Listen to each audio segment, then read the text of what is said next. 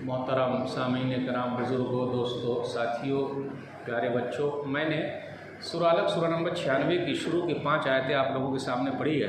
आज जुमे के खुतबे में मेरी तकरीर का उन्वान है दीनी तालीम की अहमियत। सबसे पहले अल्लाह रब्बुल आलमीन का बेइंतहा शुक्र और एहसान है कि हम और आप जुमा के लिए वक्त से पहले मस्जिद के अंदर चले आए। अल्लाह ताला इसी तरीके से 5 वक्त की नमाज में वक्त से पहले मस्जिद में पहुँचा दे, आमीन। देखिए, आजकल एक कंपटीशन है, तालीम भी एक कंपटीशन है, एजुकेशन भी एक कंपटीशन है। तालीम एक तिजारत भी है, एक इबादत भी है। तो आजकल जो तालीम हम और आप ले रहे हैं, पढ़ाई लिखाई जो कर रहे हैं या बच्चों को करवा रहे हैं, उसमें इबादत हो कि ना हो, लेकिन तिजारत ज़्यादा है। बच्चे को डॉक्टर बनाना है, क्यों? पैसा आएगा। इंजीनियर बनाना है, क्यों? पैसा आएगा। मौलवी बनाना है, नहीं, क्यों? पैसा नहीं आएगा।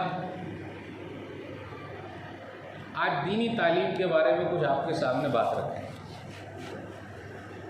पूरी दुनिया में और ख़ास तौर पर मॉडर्न जो अपने आप को कहते हैं, वहाँ बूढ़े माँ बाप को जहर दिया जा रहा है ताकि वो लोग मर जाएं।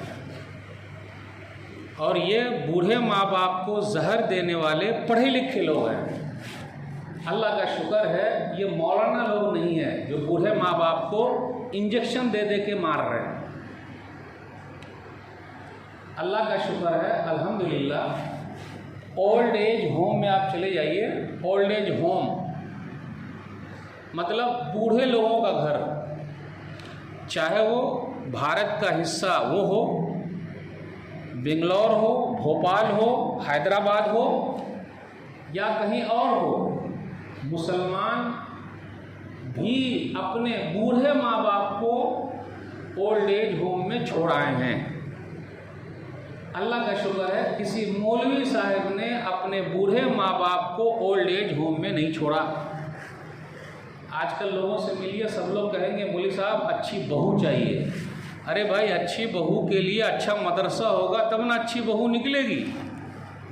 और जब मदरसा ही नहीं होगा तो अच्छी बहू निकलेगी कहाँ से, मिलेगी कहाँ से? सब लोग तलाश में हैं, लेकिन अच्छा मदरसा दीनी तालीम वाला बनाने की फिक्र में नहीं है। कंपटीशन चल रहा है। कुछ मदरसे हैं, अब 5% बच गए हैं, वो भी अब रोध हो रहे हैं। अब आगे क्या होगा उसका भी पता नहीं। तो मदरसे के बंद कराने के जिम्मेदार हम सब खुद हैं, और हमारा दीन बचा हुआ है मदरसे से और मस्जिद से। अगर मदरसे और मस्जिद ना रहेंगे तो हम नाम के भी मुसलमान नहीं रहेंगे। अब अच्छा आप ही बताइए, डॉक्टर साहब तो खुतबा देंगे नहीं, इंजीनियर साहब तो जनाजे की नमाज पढ़ाएंगे नहीं, मास्टर साहब तो निकाह पढ़ाएंगे नहीं। पढ़ाएंगे कौन? हमारे जितने दीनी काम है वो करेंगे कौन? मौलवी साहब करेंगे। और मौलवी साहब के लिए अगर मदरसा ही ना हो तो कैसे हो पाएगा? तो मेरे भाइयों, दीनी तालीम की अहमियत को समझिए। दुनिया में आपको फ़ायदा दिखे न दिखे, लेकिन मरने के बाद तो फ़ायदा है ही। आइए पहले मरने के बाद ही आपको ले जाते हैं। मुसरत अहमद की एक हदीस है, हदीस नंबर 22950। कब्र फटेगी और हमें और आपको कब्र में जाना है। कोई कहते कि मौलवी साहब मैं नहीं जाऊँगा। कब्र सबकी फटेगी, और जब सबकी फटेगी तो एक साहब आके मिलेंगे। उस साहब को जानते हैं कौन है? वो डॉक्टर साहब होंगे, इंजीनियर साहब होंगे, मास्टर साहब होंगे। मैं डॉक्टरी के ख़िलाफ़ नहीं हूँ, इंजीनियरिंग के ख़िलाफ़ नहीं हूँ, मास्टरी के ख़िलाफ़ नहीं हूँ, लेकिन सोच के ख़िलाफ़ ज़रूर हूँ कि जो डॉक्टर है, अस्सलाम वालेकुम डॉक्टर साहब के अब्बू, और कोई मौलवी साहब है, कौन सलाम करेगा? मौलवी साहब। ये सोच के हम खिलाफ ज़रूर हैं। यानी आप डॉक्टर हैं तो क्या सुपीरियर हैं? क्या इंजीनियर हैं तो सुपीरियर हैं? क्या मास्टर हैं तो आप सबसे अच्छे हैं? क्या?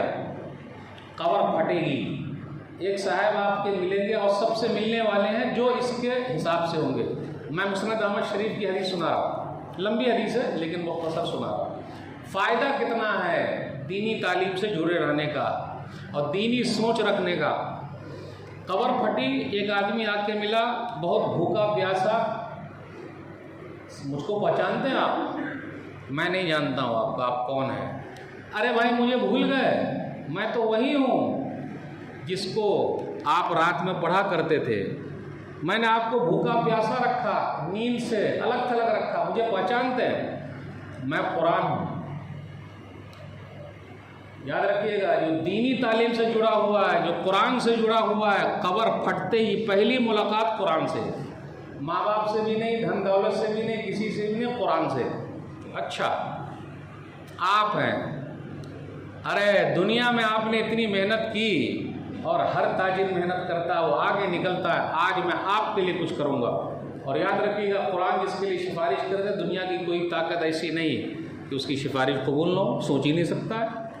फिर उसके बाद कहा जाएगा पढ़ता जा और चढ़ता जा, पढ़ता जा और चढ़ता जा। अब हम में से कुछ भाई ये समझते मौलवी साहब वो क्या होगा पता नहीं। अकीदा हमारा कमज़ोर है, इसलिए वहाँ की कोई फिक्र नहीं, टोटल फिक्र यहाँ की है, दुनिया की। पढ़ता जा और चढ़ता जा, आखिरी मंजिल वही जहाँ तो रुक गया, ख़त्म। उसके बाद माँ बाप को बुलाया जाएगा। इसलिए मैं माँ बाप से हमेशा अपील करता हूँ, आप अपनी सोच रखिए दीनी तालीम की भी। आप किसी से भी बात कीजिए, बेटा क्या बनेगा? डॉक्टर बनूंगा। बेटा तू क्या बनेगा? मास्टर बनूंगा।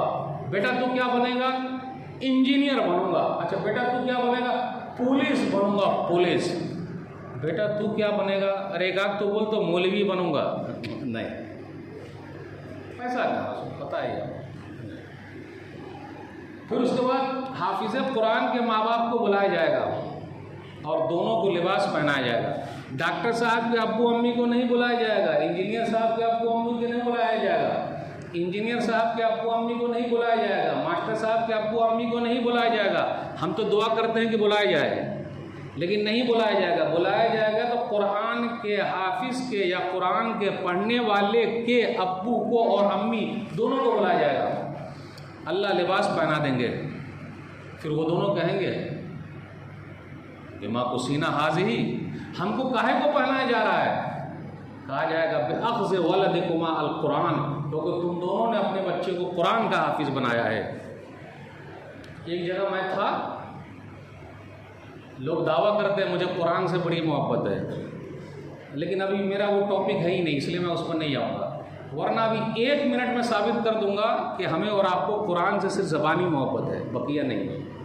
इतना बड़ा मजमा है, कोई हाफिज़ कुरान हाथ उठा दे। मैंने वैसे ही ललकारा, वहाँ सब मुंह नीचे कर लिए, सन्नाटे में आ गए और सब ने पहले दावा किया था हमें कुरान से बड़ी मोहब्बत है। ये बोलने वाली बात है। बेटे को हाफिज़ बनाना, हाफिज़ कुरान बनाना, मौलवी बनाना हर एक की बस की बात नहीं। इसलिए हाफिज़ कुरान के माँ बाप के लिए इतना बड़ा इनाम है। अगर आपको इनाम चाहिए तो तैयार रहिए, नहीं चाहिए तो कोई बात नहीं। मौलवी साहब क्या करेंगे?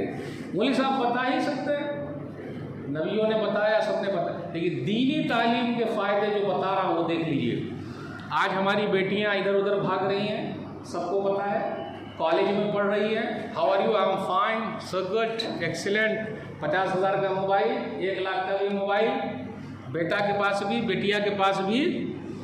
एजुकेशन में बहुत हाई फाई है, हमारी बच्चियां भी हाई फाई है, लेकिन वो दीनी तालीम और दीनी गैरियत कहाँ गई? लेकिन वो दीनी तालीम और दीनी गैरत कहाँ गई? जो गैरत उम्मे सुलैम में थी रज़ी अल्लाह ताला अन्हा। कहाँ की पढ़ी है वो? किस कॉलेज की, किस स्कूल की? सुनाना सही, किताब निकाह, हदीस नंबर 3343।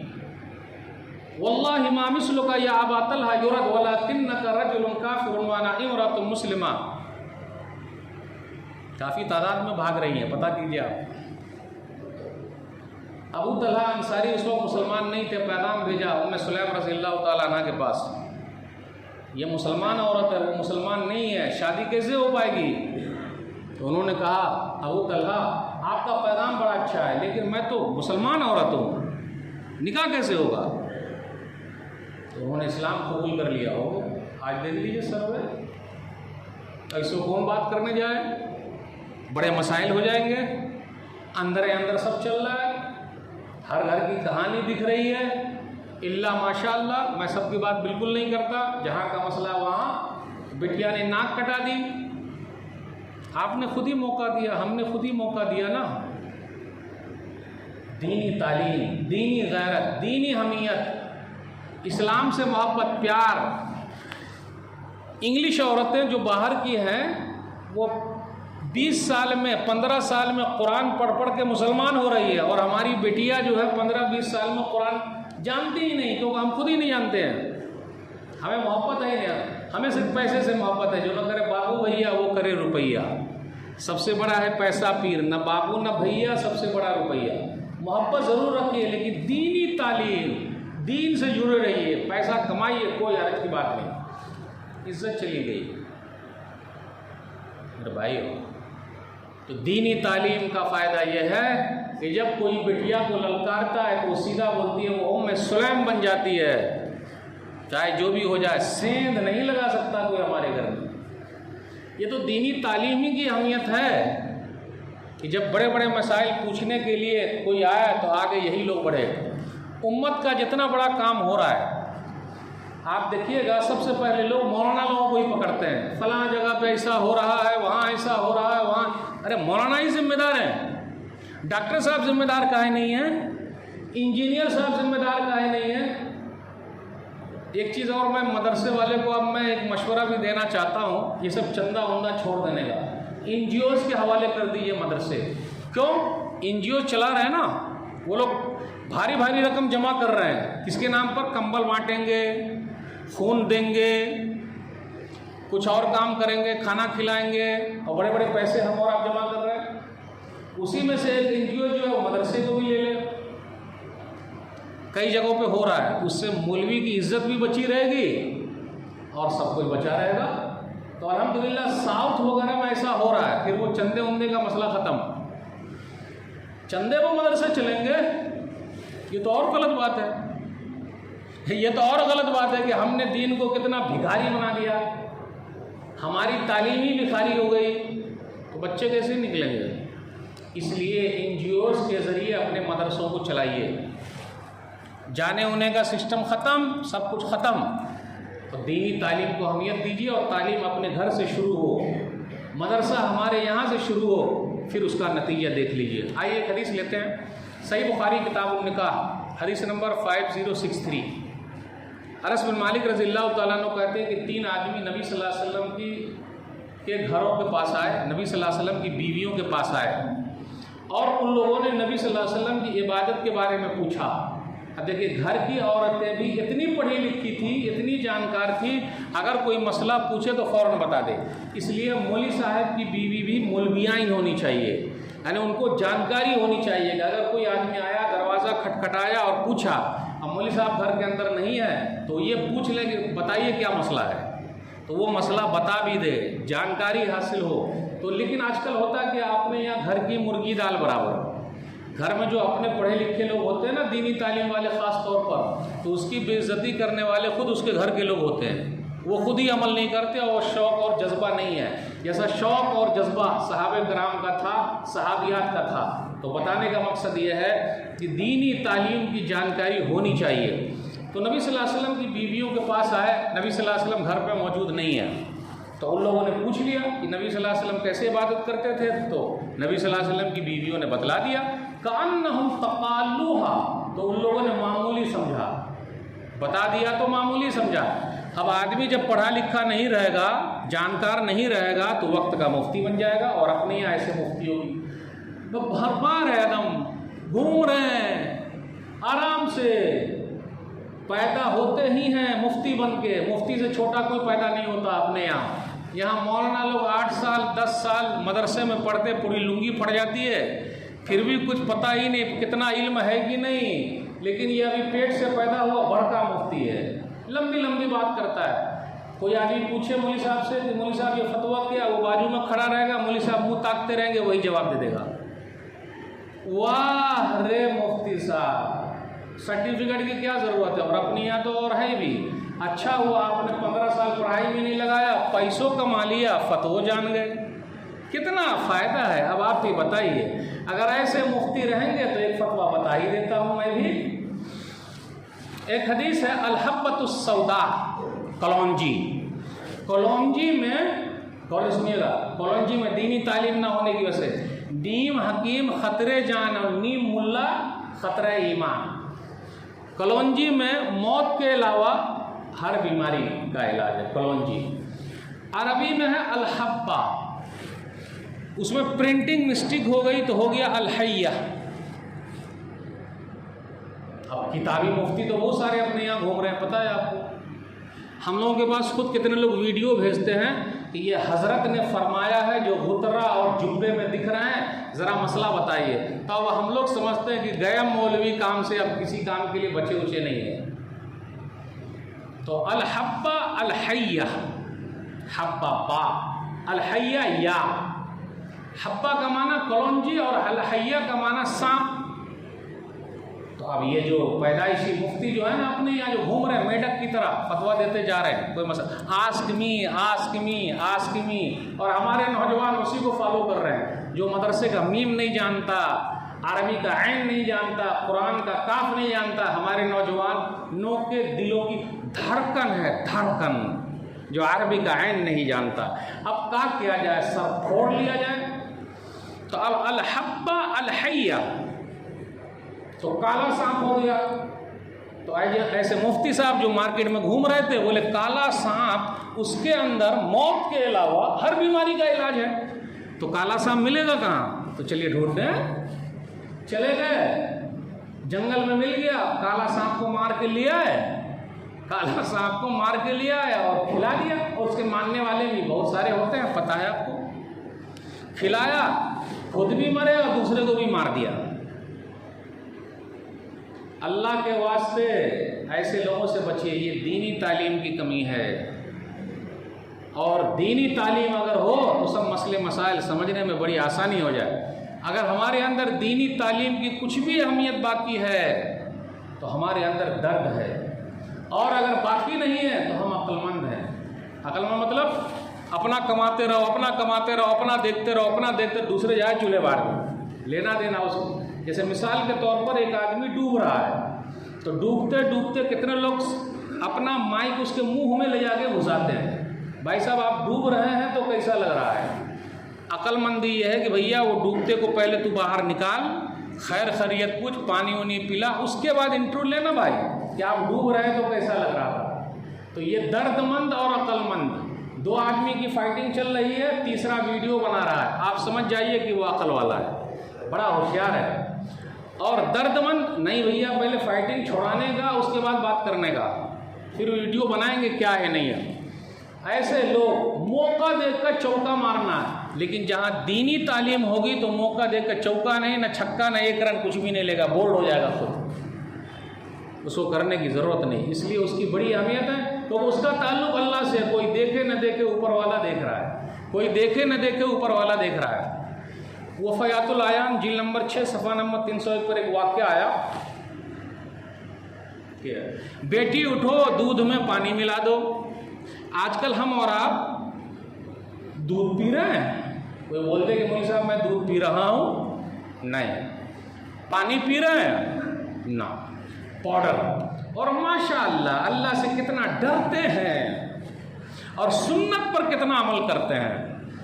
एक ऐसे ही था, दूध में पानी मिलाया और कुछ पानी बच गया तो उस पानी को बैठ के पी रहा है, क्योंकि तो पानी बैठकर पीना सुन्नत है। और पानी जो दूध में मिला दिया वो क्या था? वह अरे होशियार, जैसे हम और आप टोपी लगा के घूमते हैं, मुसलमान हैं, टोपी लगा के बस घूमने का, नमाज पढ़े ना पढ़े उससे कोई मसला नहीं, टोपी लगी रहे। मेरे भाई वैसा वफ़यातुल आयान, बेटी उठो दूध में पानी मिला दो। दीनी तालीम की अहमियत और अल्लाह का डर और खौफ कैसे आपको बचा सकता है। तो बेटी ने कहा अरे अमीरुल मोमिनीन का हुक्म है कि दूध में पानी ना मिलाया जाए। बोले अमीरुल मोमिनीन कहाँ, वो तो घर पे होंगे, आराम कर रहे होंगे। अल्लाह का डर और खौफ हमेशा, कोई देखे ना देखे। अरे नहीं बेटिया, मिला दो। बोले नहीं। बोले उमर नहीं देख रहे तो क्या हुआ, उमर का रब तो देख रहा है, इसलिए नहीं मिलाया। ऐसी बेटी जिस घर के अंदर है ऐसी को बहू बनाइए। उमर बिन खत्ताब रज़ियल्लाहु ताला अन्हु ने बहू बनाया। आज अपने यहाँ लोग शिकायत करते हैं मुझे अच्छी बहू नहीं मिली। आप अच्छी लाए कहाँ हैं? पैसा से शादी किए हैं, ज़्यादा कुछ बोलिएगा नहीं, मेरे अब्बा ने आपको ख़रीदा है, तो वही हिसाब से वो रहेगी। तो आज जो माहौल एक बना हुआ है मेरे भाइयों, सुकून ख़त्म, शांति ख़त्म, मतलबी दुनिया हो गई। दीन की कमी है, अखलाक की कमी है, और वो दीनी तालीम से आ सकती है। एक लंबी हदीस पढ़ के मैं अपनी बात ख़त्म कर दूंगा। सही बुखारी किताबुल अदब हदीस नंबर 5974, 3 आदमी का वाक़या हम और आप जानते हैं, उसमें पूरा दीनी रंग चढ़ा हुआ है। तीनों को तीनों चले, बारिश हो गई, गार में घुस गए। जब गार में घुस गए तो गार का मुंह बंद हो गया। अब आप बताइए जिस ज़माने में वो थे उस ज़माने में नेक लोग भी रहे होंगे। तो तीनों ने किसी नेक आदमी का नाम नहीं लिया, बल्कि तीनों ने कहा कि भाई आप में से कोई है जो नेक अमल किया है, कोई अच्छा वाला, वो याद कर लो। तो तीनों ने अपना एक एक याद किया और उसी को वसीला बनाया, अमल का वसीला। बुजुर्ग का नाम नहीं लिया, बुजुर्ग रहे होंगे लेकिन उनका नाम नहीं लिया, अपना नेक अमल। ये 3 नेक अमल ऐसे हैं आपकी मुसीबत दूर करने के लिए काफ़ी है। अगर आप भी फंस जाएंगे कभी, लेकिन इन तीनों में से कहीं कोई मसला पड़ा हुआ है तो आसानी है। एक ने क्या कहा, मेरे माँ बाप बूढ़े हैं। सिर्फ बूढ़े नहीं हैं, शैखानी कबीरानी, बड़े बूढ़े हैं। आजकल माँ बाप बूढ़े हैं ना, एक लड़का वो भाई देखे अम्मी बीमार पड़ जाए, अब्बू बीमार पड़े, वो भाई मुंह ताक रहा है। और जब हम बीमार पड़ते थे तो हमारे अब्बू अम्मी कहीं मुंह नहीं ताकते थे, काने पर लाद के ले जाते थे। और अगर आज माँ बीमार है, अब्बू बीमार है, तो सब भाई मुंह ताकते हैं, वो भाई ले जाएंगे, वो ले जाएंगे, वो ले जाएंगे, वो ले जाएंगे। बोले मैं आता था, बकरी चढ़ा के लाता था, पहले माँ बाप को पिलाता था, फिर बच्चों को पिलाता। ये दीनी तालीम की अहमियत आप देख लीजिए। माँ बाप को एक दिन मैं लेट आया, अब गौर कीजिए, माँ बाप सो गए, हम और आप होते तो क्या अब्बा सिर सोते रहते, सोना है ये थोड़ा इंतजार, अम्मी अरे क्या, या खटखट दरवाज़ा ये करके खोल खाल देते, उठिए। पूरी रात दूध लेके खड़ा रहा, हम और आप खड़े रहेंगे पूरी रात, दूध लेके पूरी रात। यह है दीनी तरबियत, अल्लाह का डर और खौफ। उनके बच्चे आते मुंह रगड़ रहे हैं, वस्से भी है यतज़ागऊन, मुंह रगड़ रहे हैं। बोले जब तक हम अपने बाप को नहीं पिलाएंगे अपने बच्चे को नहीं पिला सकते, सुबह तक फिर उसको आप पिला। अल्लाह तुझे राज़ी करने के लिए मैंने ऐसा किया है। आज कितने माँ बाप अपनी औलाद से परेशान हैं। मैं ऐसी माँओं को जानता हूँ जो फजर से पहले स्कूल जाने के लिए और ले जाने के लिए उठती है, और रात में बच्चे को बोलती है बेटा सो जा, सुबह स्कूल जाना है। ये नहीं कहती कि बेटा सो जा, सुबह फजर की नमाज पढ़नी है। तो जैसा आप प्रोडक्ट तैयार कर रहे हैं वैसा तैयार हो रहा है। समाज में हम और आप दिख रहे हैं, तो रोने की बात क्या है? कितने लोग आकर रोते हैं, काहे को रो रहे हैं? अरे काहे रो रहे हैं? जैसा आपने तैयार किया प्रोडक्ट दिख रहा है। अब दुआ ही कर सकते हैं मौलाना लोग। अल्लाह तुझे राजी करने के लिए क्या है, पत्थर खिसका गिरा नहीं, अल्लाह की मसलिया। दूसरे ने जोर लगाया, मेरी चचाजाद बहन थी, बड़ी खूबसूरत थी, बेचारी मजबूर थी, आ गई, वरना फंसती तो नहीं थी। 100 दिनार को मायदा तय हुआ, गलत काम के लिए बैठा। उसने कहा या अब्दुल्लाह इत्तक़िल्लाह, अल्लाह का बंदा अल्लाह से डर जा, गलत काम मत कर। अब यहाँ रुकिएगा, अब यहाँ मौका देकर चौका मार सकता था वो, और आराम से था, सब कुछ था। अब एक है पहचान वाले, वो अच्छा ट्रेनर है जिम्स में, वो लेडीज़ सबको भी ट्रेन करता है। तो कुछ लेडीज़ बोलती है अरे यार तेरा अच्छा तू बॉडीगार्ड है, चलना। तो वो अपने बॉस को बोलता है कि बॉस देखिए ना, कुछ लड़की बोलती है चलना ऐसा। बोले जाना, मौका मिल रहा, जा चौका मार ले। तो वहाँ कौन सी चीज़ बचा सकती है आपको? यही दीनी तालीम। ऊपर वाला देख रहा है, मैं गलत काम नहीं करूँगा चाहे कुछ भी हो जाए। वो आदमी रुक गया, पत्थर ज़रा खिसका निकल नहीं सकते। अब तीसरा आदमी मजदूर की मजदूरी दे देता है। आप अपने यहाँ बहुत सारे मजदूर काम कर रहे हैं, 30 तारीख को पैसा दे दीजिए या 5 को दे दीजिए। क्यों? उसको जो पैसा कहीं और भेजना, उनके माँ बाप इंतज़ार में हैं, फिर स्कूल की फ़ीस भरनी है, वो दूध का पैसा देना है, वो गैस का पैसा देना है, वो लाइट का पैसा देना है, वो पानी का पैसा देना है, और आप रोके हुए तनख्वाह 2-3 महीने से, मैं खा जाऊंगा क्या? सेठ साहब मेरी मजदूरी, एक आध था लेके नहीं गया, तो सेठ ने क्या किया, उसको भी सेठ बना दिया। एक सेठ आप बताइए जो अपने नौकर को सेठ बना दे, और अल्लाह की कसम कहता हूं, अगर दौलत और ज़्यादा चाहिए तो अपने नौकर को आप सेठ बनाइए, अल्लाह आपको भी सेठ और ज़्यादा बना देंगे, क्योंकि ये हदीस दलील है, बगैर दलील के बात नहीं करता हूं। ये सब देख रहा है, ये पूरा ये सब तेरा ही है, ले जा। काहे मजाक कर रहे हैं आप? अतः तज़ाओगे, आप तो मजाक कर रहे हैं। अरे मजाक नहीं कर रहा हूँ, जब तू अपनी मजदूरी नहीं लिया तो मैंने तिजारत में लगा दिया, और ये सब तेरा ही है, सब ले, ये दुकान और मकान सब तेरा ही है, ले जा। आज तक मैंने नहीं जाना और ना मुझे मालूम है कि किसी मस्जिद वाले ने इमाम साहब को रूम दे दिया हो, या दुकान दे दिया हो, या किसी सेठ ने अपने नौकर को बंगला दे दिया हो और गाड़ी दे दिया हो, जा बेटा मेरी तरफ से जा। लेकिन इस हदीस में है ये पूरा तेरा ही लगा हुआ है, और मैं ये भी नहीं जानता हूँ, और शायद आइंदा ना जानूँ, कि किसी सेठ ने कुछ पैसे बचाकर अपने नौकर से कहा, बेटा तेरा मैं लगा देता हूँ, तू भी सेठ बन जा। नहीं, नौकर गरीब है, वो गरीब ही दिखना चाहिए, मालदार नहीं, हमारे टक्कर में नहीं आना चाहिए। बस आखिरी बात, सेठ साहब अरे काहे मजाक कर रहे हैं? अरे ये सब तेरा ही, ले जा। अल्लाह तुझे राज़ी करने के लिए मैंने पूरी दौलत दे दी जो तिजारत में लगाया था, बरकत हुई, मैंने कहा जा ले जा। आज मैं मुसीबत में फंसा हूँ, अल्लाह तू मुझे निकाल दे। पत्थर जो है वो पूरा गिर गया, तब तीनों निकले। इस हदीस से क्या निकला? दीनी तालीम और दीनी तरबियत की अहमियत, अल्लाह का डर और खौफ। वरना तो आज सग्गे वाले का लोग खा जाते हैं, तो मजदूर की मजदूरी देंगे।